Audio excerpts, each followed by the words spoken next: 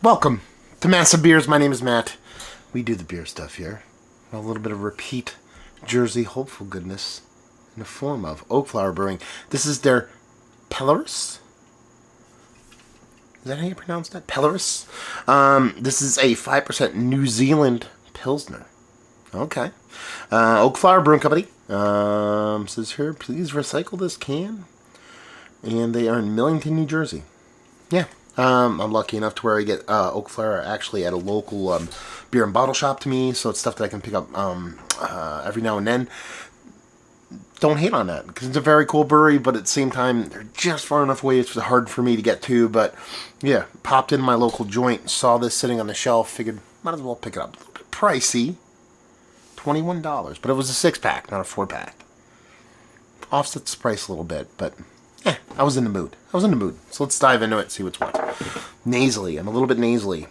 Just been, the whole family's just been a little bit sick. My brother-in-law actually had COVID, but we don't live together.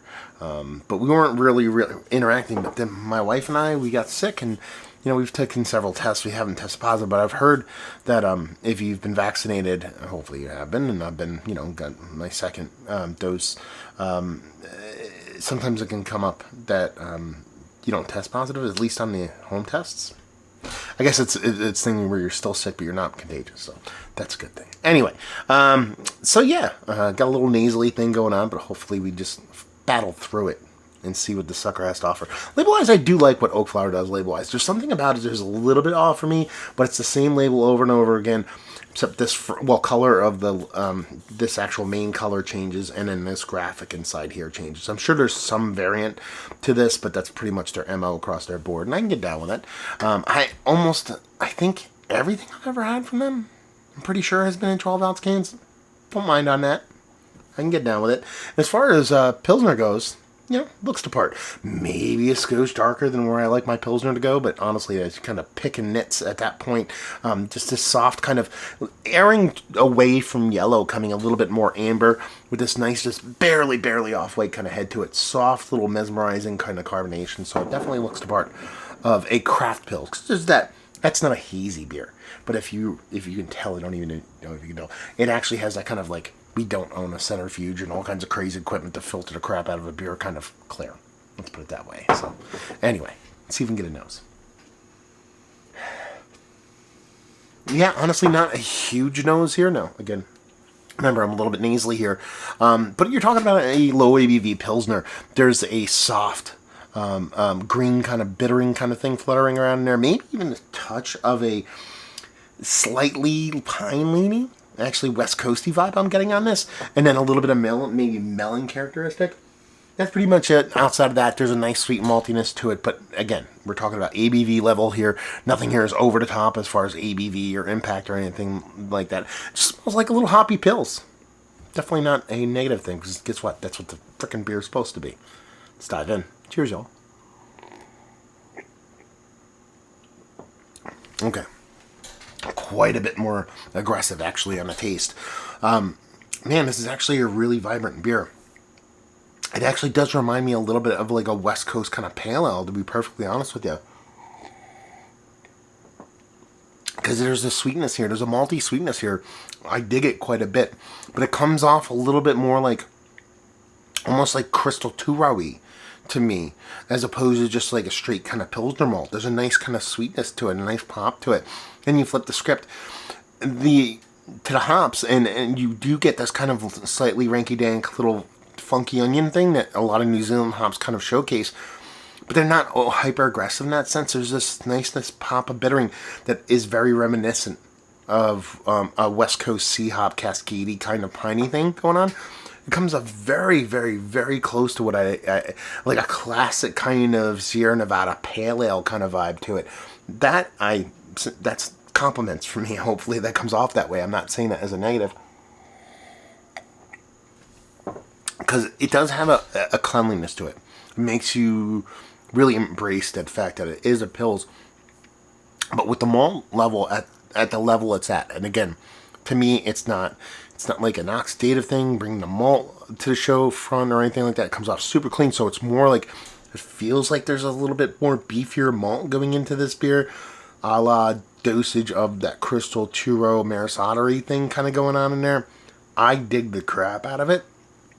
And then when you get to those New Zealand hops, they show very, very, very West Coasty for me. To where this is, blind. I think I drink this beer and I come up with something that's a little bit more kind of I think this is somebody's West Coast kind of pale ale kind of thing. Because it does have the attributes, as I was mentioning, of a lager, of a Pils, but with the malt, it just comes off a little bit bigger than that. It's really, really tasty. New Zealand Pils is just a weird style, and not necessarily, I'm not saying a New Zealand Pilsner is a weird style of beer.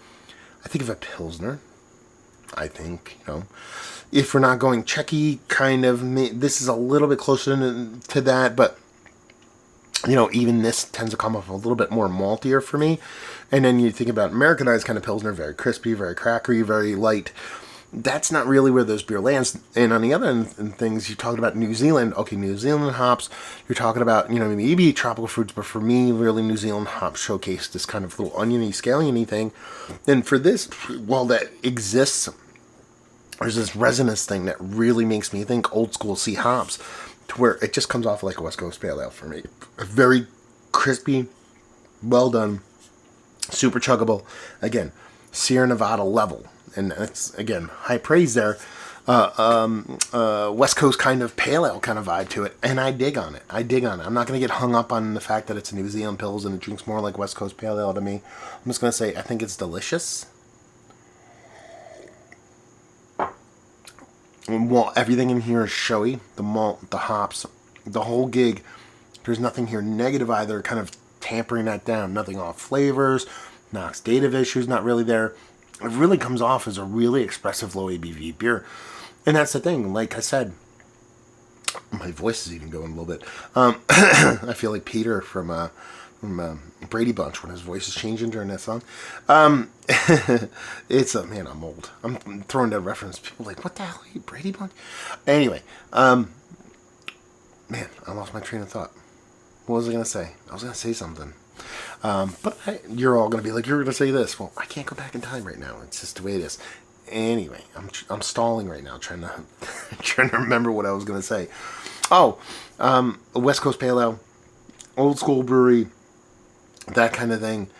Still losing my train of thought. Anyway, I think it's a really, really tasty beer. I'm not going to get hung up on style and stuff like that. And just, ABV, that's what I was going to talk about. It drinks more like 6 and change to me than 5. So that's probably the best thing about this beer that really kind of just makes me super giddy about it, is that it's kind of like a cheater West Coast Pale for me, because it's giving me all the things I do love about a West Coast Pale, but at a much, much lower ABV, which, for me, I die on that hill. So there you go.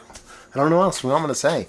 If you're looking for New Zealand hops in a crispy Americanized Pilsner, I don't really think you're going to find that here, at least in the one that I'm drinking.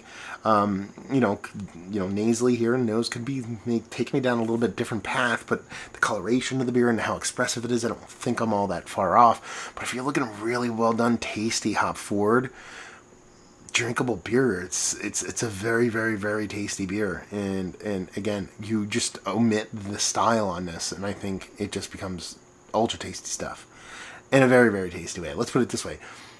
And just to bring it back full circle to the price point, which I mentioned at the beginning, it was a little bit pricey, $21 for a sixer.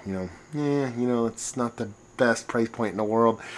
Small brewery, I'm not going to get all that tied up in the price point, but if you said this is a West Coast Pale Ale, 6.8%, a sixer of that from a small brewery, I wouldn't have any problem with that. So thinking about it from that aspect, very tasty stuff. There you go. Is it one of the better New Zealand style pills that I've had? Sure. Yeah. It's one of the better West Coast style pale ale, low ABV pale ales that I've had. Yes, Mount Rushmore status. Value availability, I told you, it's pretty much brewery only, sans a couple places that get drips and drabs of it outside of the brewery, but they're not super far away from a bunch of different points in New Jersey. Very centralized, but also kind of, you're never super far from them, but you're never super close unless you live in that kind of in their area where they live. So it should be easy to get if you live relatively close. And leave you with, if you like, well, you like this. If you like West Coast Pales, and you like the idea of New Zealand Pils being more like West Coast Pils, or West Coast Pale Ale, sorry. You'll love it. So there you go. Review in the books. A little herky-jerky, a little nasally, but we got through it. Oakflower, have you been to the brewery? Have you had their beers? All that fun stuff down there. Have you had this? And what did you think of it? How did it come off for you? I really want to know if it's just a completely I'm off on left field with this, or it's something that y'all drank and you kind of feel a little bit the same about. Really curious about that. Talk about it down there. Hopefully enjoyed the review. Hopefully enjoyed a little bit of Oakflower right now. Hopefully see you next time. Cheers, y'all.